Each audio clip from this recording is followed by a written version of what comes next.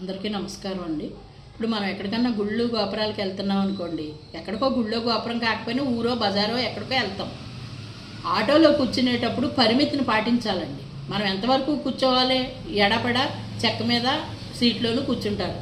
అలా కూర్చోవాలి తప్ప డ్రైవర్ పక్కన సీట్ ఉంది కదా అని కూర్చుండిపోవటం, వెనకాల పక్కన రేకు దింపారు కదా అని దాని మీద కూర్చుండిపోవటం చేస్తే ఇప్పుడున్న రోడ్లు వ్యవస్థలు ఏంటండి, అప్పు డౌన్లు ఉంటాయి, గోతులు ఉంటాయి, గొప్పులు ఉంటాయి. ఎక్కడైనా ఇలా జంప్ అయినప్పుడు ఇక్కడ కదిలి అటు ఇటు పడిపోయే ప్రమాదం ఉంది.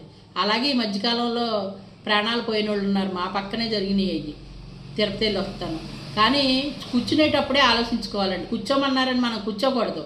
ప్రాణం మీదకి వస్తుంది కదా. అటువంటిప్పుడు ఒక్కొక్కరికి ఆటో వెళ్తుంటే కున్నుపాట్లు వచ్చేస్తాయి.